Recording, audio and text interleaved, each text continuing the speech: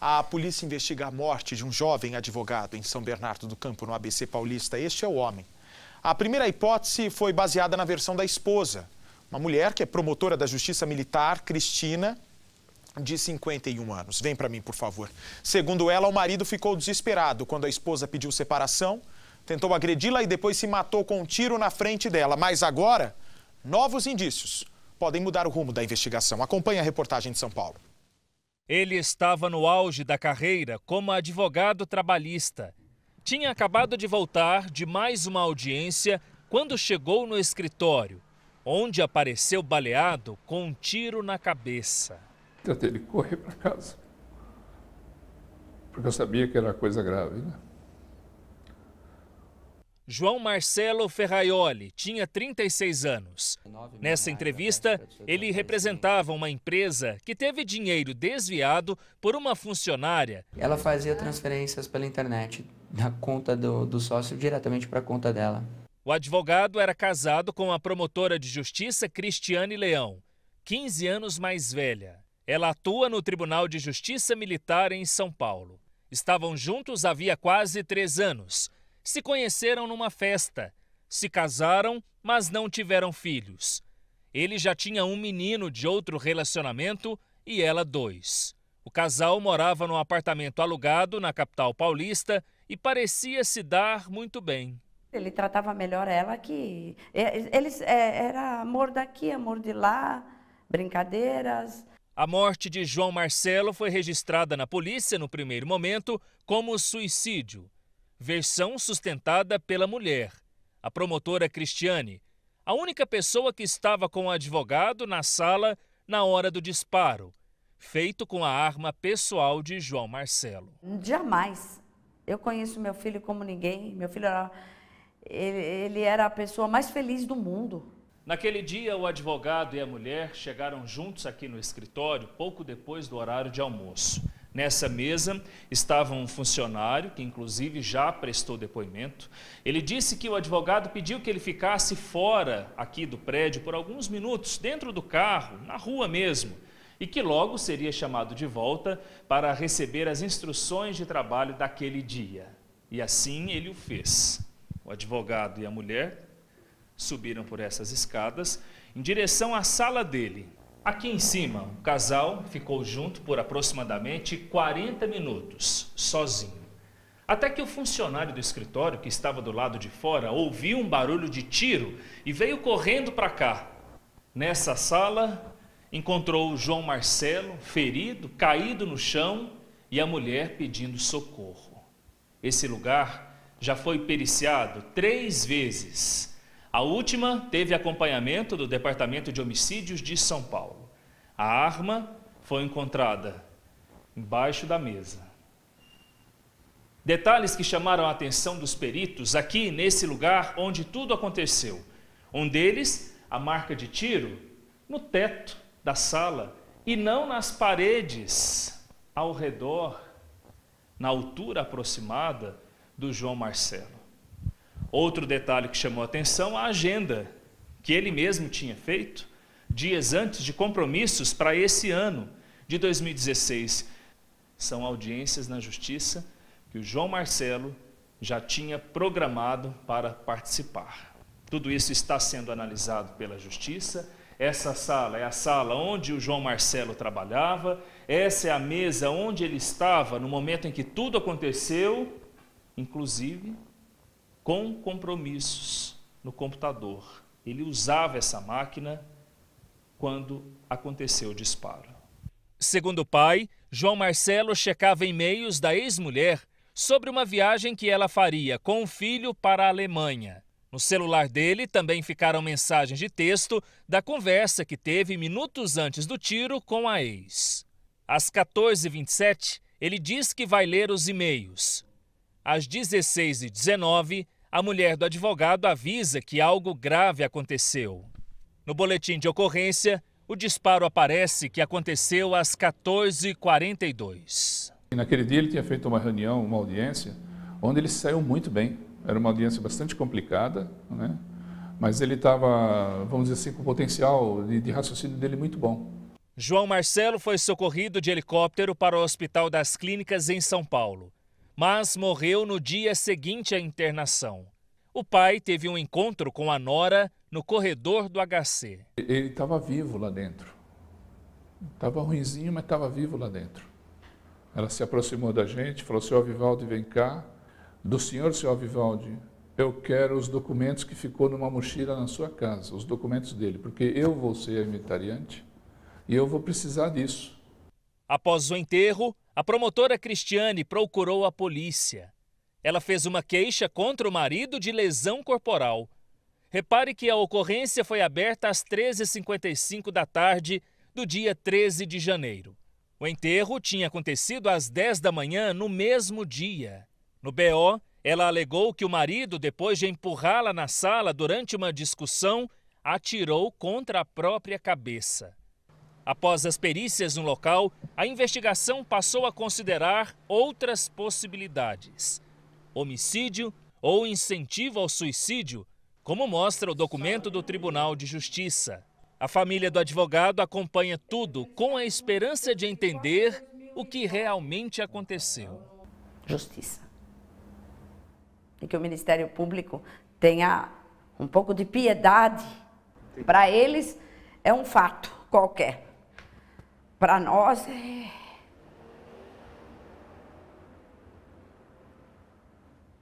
é o fim do mundo. E a polícia prendeu 3 homens suspeitos de roubar, de abusar sexualmente e matar uma idosa de 83 anos.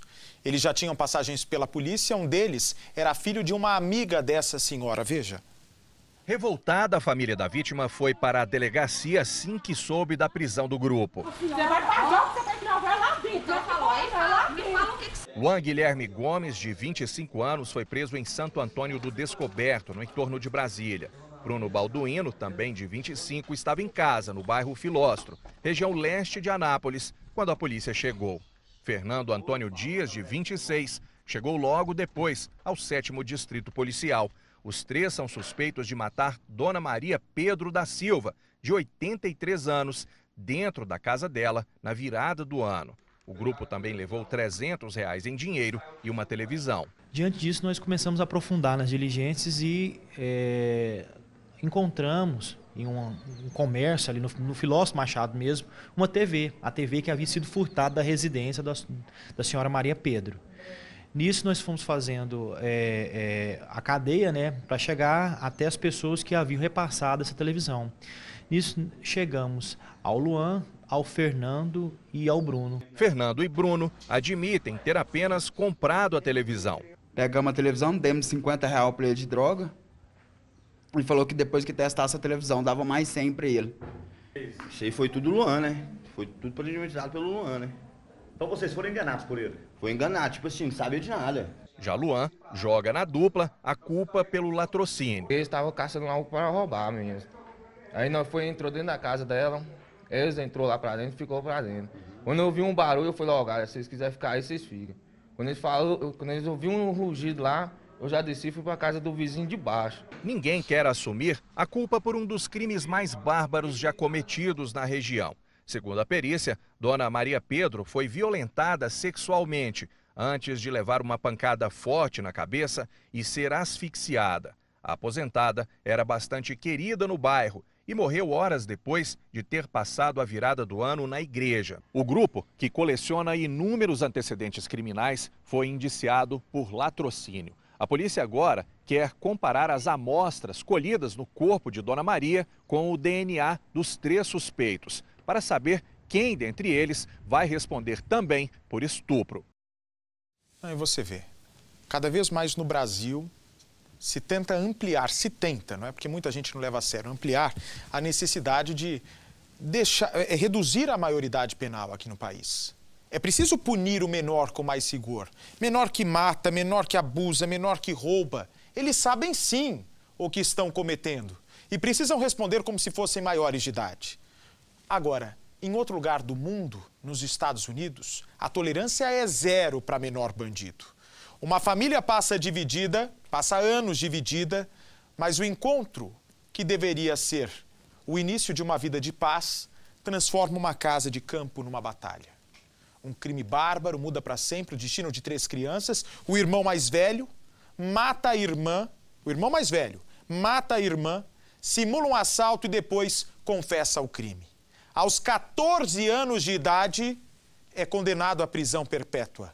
Vai morrer, o menor bandido vai morrer na cadeia. Põe no ar. Rejeição, abandono e muito ressentimento. Uma combinação perigosa e mortal. Seria possível um garoto odiar os próprios irmãos? Você vai ver agora uma história dramática de sofrimento e vingança. O destino de uma família é selado por uma criança assassina. Miami é conhecida no mundo inteiro por ser um lugar de luxo e glamour. Mas o subúrbio da cidade enfrenta uma realidade bem diferente. A região é escolhida para ser a casa de milhares de imigrantes ilegais. Pessoas que fugiram da miséria na América Latina para tentar a vida nos Estados Unidos. Samuel e Núvia Salazar deixaram El Salvador há 13 anos. Eles fugiram da miséria e da guerra civil. Com a ajuda de um coiote, um traficante de pessoas, eles cruzaram ilegalmente a fronteira e construíram nos Estados Unidos uma nova vida. Compraram uma casa e tiveram 2 filhos. Eles realizaram o sonho americano. Mas uma ausência impede essa família de ser feliz. O casal deixou para trás o primeiro filho, Ronald. Ele era um bebê quando o casal deixou El Salvador. Com medo dos perigos da viagem até os Estados Unidos, os pais confiaram Ronald aos avós maternos. O garoto cresceu na miséria. Sem acesso nem mesmo a um telefone, nunca se comunicou com os pais até chegar à adolescência. Quando ele completa 13 anos, os pais pagam R$70 mil a um coiote para trazer Ronald aos Estados Unidos. Mas o jovem que chega à casa da família é um estranho. Ronald vê os irmãos pela primeira vez. Os primeiros dias na escola são difíceis.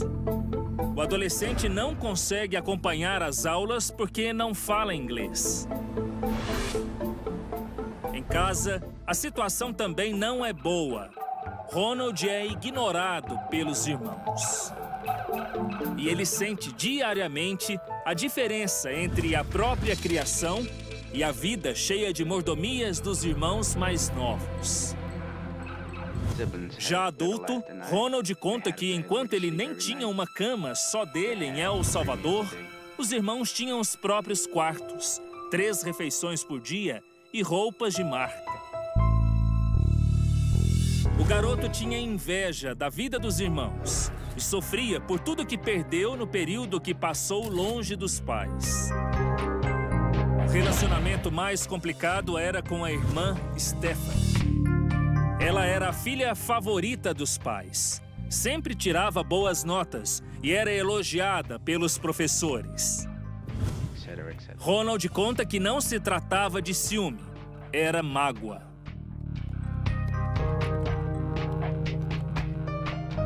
O relacionamento dele com o pai sempre foi tenso. Ronald lembra que os dois disputavam o papel de chefe da casa. Na briga mais séria, o pai chegou a bater nele. Ronald denuncia os pais para a polícia. Um assistente social visita a casa e percebe que é Ronald quem aterroriza a família. É nessa época que o garoto começa a ter pensamentos violentos.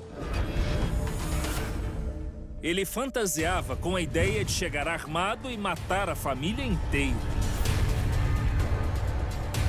Os pais descobrem que em El Salvador, Ronald era membro de uma gangue.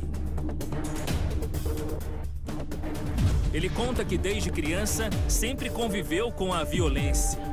Viu gente ser enforcada, testemunhou amputações e foi treinado para matar quando crescesse.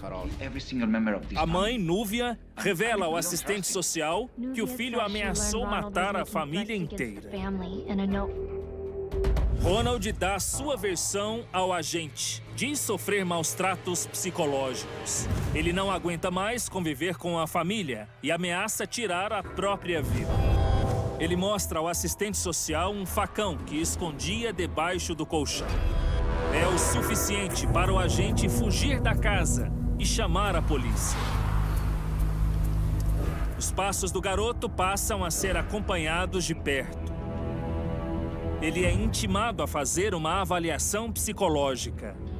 Mas os médicos concluem que ele não representa perigo para a família.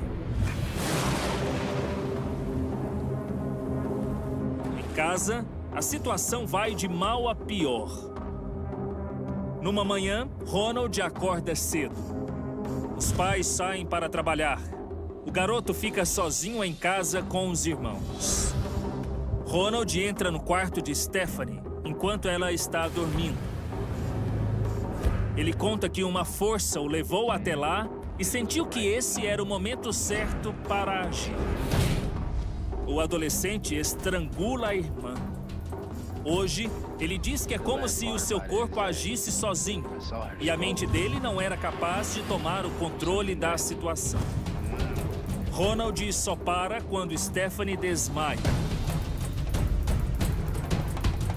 Ele checa se a menina ainda está respirando antes de cometer o ato mais bárbaro. Ele estupra a própria irmã. A barbárie termina quando Ronald corta a garganta de Stephanie. Depois do crime, o adolescente toma o cuidado de lavar a faca e guardá-la outra vez.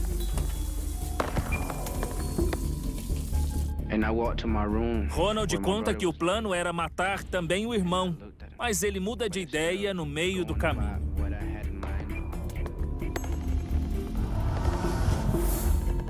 O assassino sai da casa com o menino e vai até o vizinho.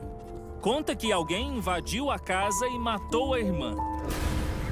A polícia se depara com uma cena do crime que condiz com a versão de Ronald. Ele conta que foi tão convincente que a justiça até o colocou no programa de proteção à testemunha.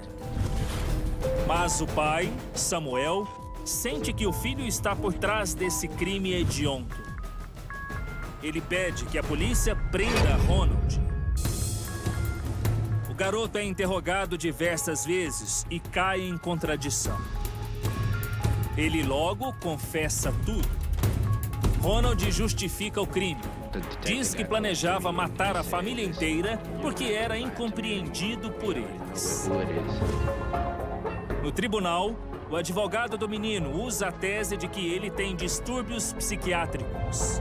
Mas, para o júri, o fato de ele ter lavado a faca e inventado uma invasão à casa prova que o crime foi premeditado e que Ronald tinha plena consciência de seus atos. O assassino admite, nunca amou a família, mas ele se diz arrependido pelo crime. Aos 14 anos, ele foi condenado à prisão perpétua. A culpa será a única companheira de Ronald atrás das grades.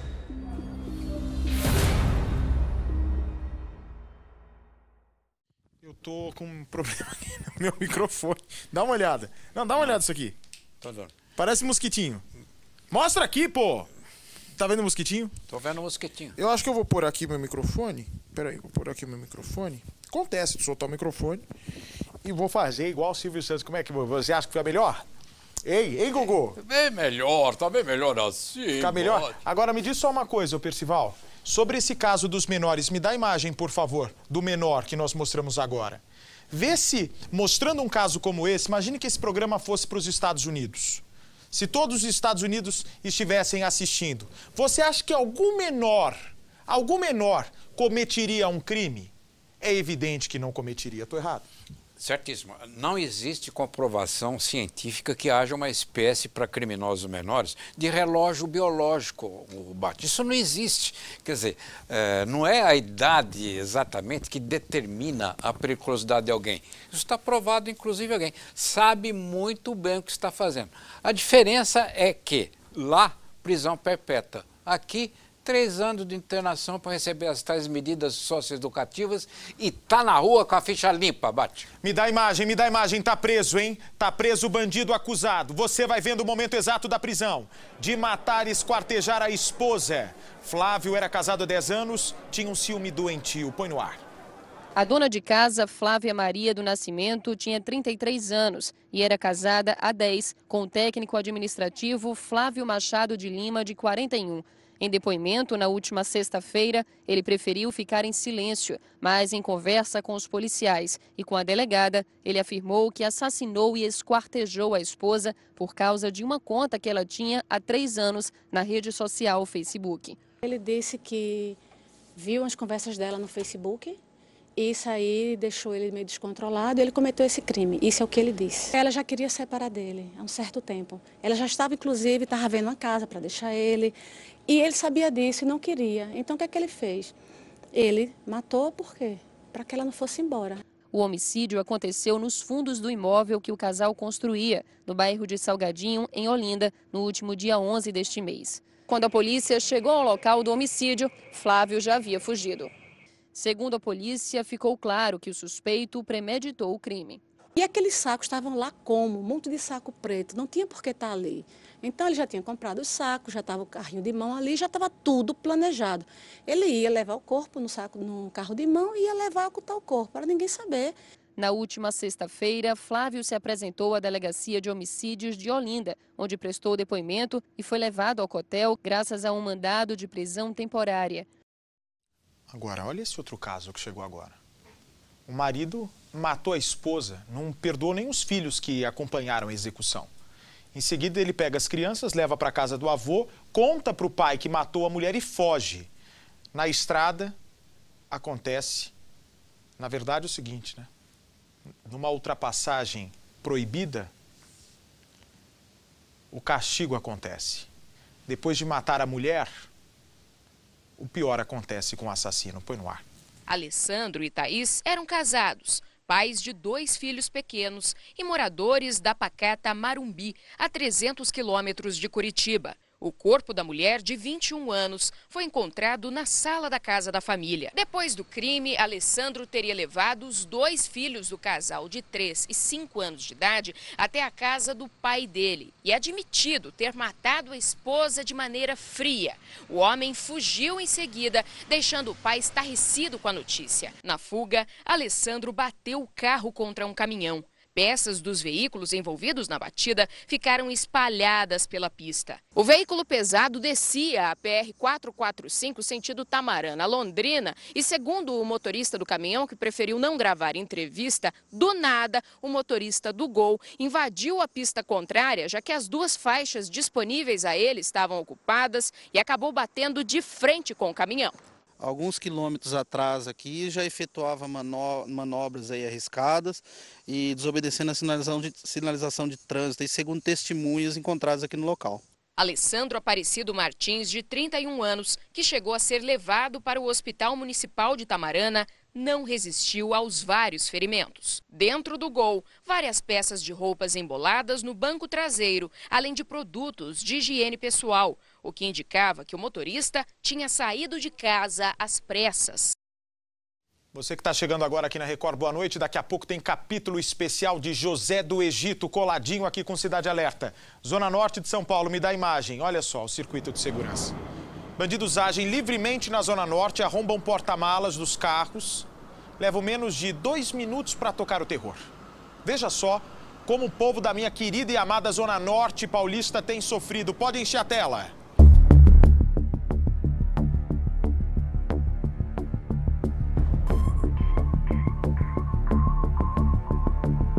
A ação foi registrada por câmeras de segurança.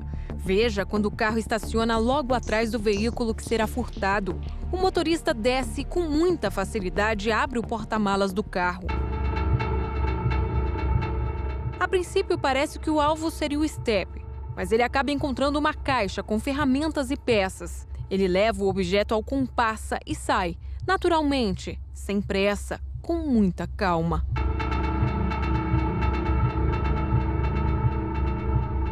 Tiago mora e trabalha na rua em que o carro estava parado, no Mandaqui, zona norte de São Paulo. Ele não tem garagem e sempre deixa o veículo estacionado lá.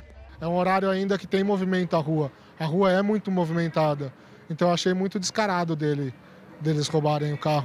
Comerciantes e moradores dizem que é muito comum esse tipo de furtos a carros na região. Mas Tiago confiou que a câmera de segurança, instalada ali há 3 meses, intimidaria os bandidos.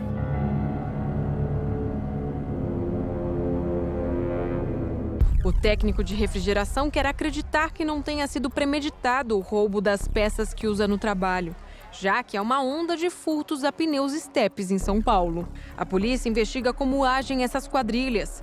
No mês passado, nossa reportagem já havia mostrado um flagrante no bairro do Tatuapé, na Zona Leste. Depois de tirar o vidro do carro e entrar pela janela, os bandidos fogem, levando o pneu. A ação durou menos de 2 minutos.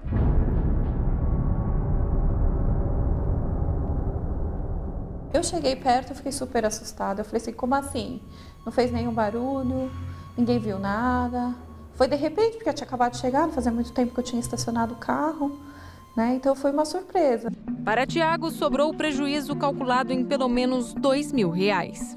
Agora eu tenho que correr atrás, né? Agora eu tenho que batalhar e recuperar o dinheiro para poder comprar as peças de volta.